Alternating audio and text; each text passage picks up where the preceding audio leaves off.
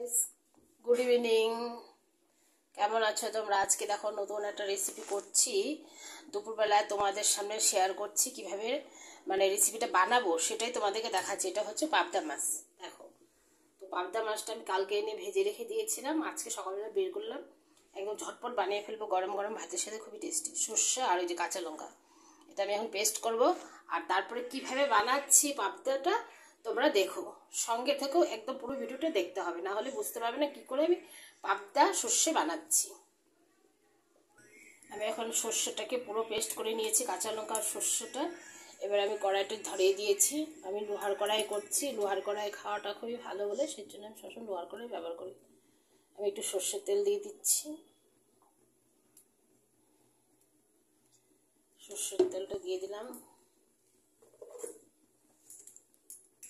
এবার আমি এখানে দুটো শুকনো লঙ্কা দিয়ে দিলাম আর কিছুটা কাঁচা লঙ্কা। একদম শর্টকাটে গরম গরম ভাতের সাথে ভাত বসিয়ে দিয়েছি। এই দেখো ভাত হয়ে গেছে আমার। আর হচ্ছে এখানটা পাবদা মাছের রেসিপি।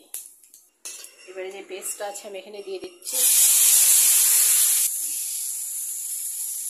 এখানে আমি একটুখানি নুন দিয়ে দিলাম। সর্ষেটাকে ভালো করে একটু নাড়াচাড়া করে নেব, একদম তাড়াতাড়ি হয়ে যাবে। এবার একটু জল দিয়ে দিলাম।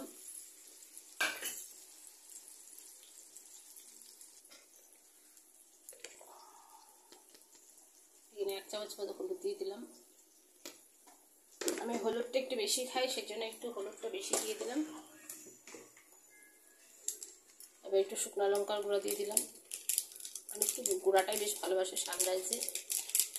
সামান্য অল্প, অনেকগুলো লঙ্কা দেওয়া হয়ে গেছে, এখানে একটুখানি দিলাম। 1 চামচ জিরে গুঁড়ো।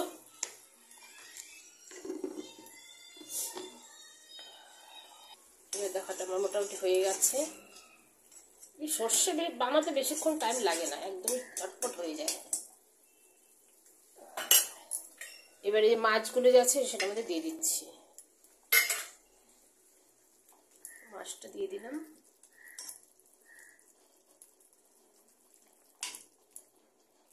কারণ সর্ষে দিয়ে বেশিক্ষণ জাল দিলে তিতা হয়ে যায়, যেন অল্প একটু সামান্য 5 মিনিটের মধ্যে হয়ে যাবে, বেশি জাল দেওয়ার দরকার নেই। এবার নামানোর আগে দুটো কাঁচা লঙ্কা দিয়ে দিলাম আর একটুখানি জাস্ট একটু সর্ষের তেল দিয়ে দিচ্ছি। সর্ষের তেলটা দিয়ে দিলে তাহলে কি খুব টেস্টি লাগবে, খুব সুন্দর খেতে লাগবে। তোমরা এইভাবে বাড়িতে বানাবে। আমারটা দেখে দেখে কেমন হয়েছে এবার অবশ্যই কমেন্ট করে বলবে। একটুখানি এখানে গরম মশলা গুঁড়ো দিয়ে দিলাম। কেমন হয়েছে একবার কমেন্ট করে অবশ্যই বলে দাও ফটাফট। দেখো কেমন লাগছে পাবদা মাছের রেসিপিটা।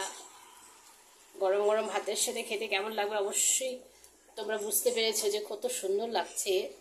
গন্ধটা এত সুন্দর বেরিয়েছে, দেখো খুব সুন্দর রেসিপি। তোমরা এরকম চাইতে বানিয়ে খেতে পারবে। লাইক সাবস্ক্রাইব করে দিবে আমার জন্য, আর সব ফলো করতে হবে আমার ভিডিওগুলো। আমি অনেকদিন পর একটা মাছের রেসিপি দিলাম, আজকে অনেকদিন করি না আর কি, ভালো লাগে না, ইচ্ছা করে না। আজকে ভাবলাম একটু রেসিপি বানাই, তো তোমাদের কাছে শেয়ার করলাম। দেখে অবশ্যই কমেন্ট করে বলে দিবে। এই ভাত হয়ে গেছে আমার, গরম গরম ভাতের সাথে কেমন হয়েছে তোমরা অবশ্যই বলো। আমরা খাবো যখন তোমাদেরকে দেখাবো। Bye bye.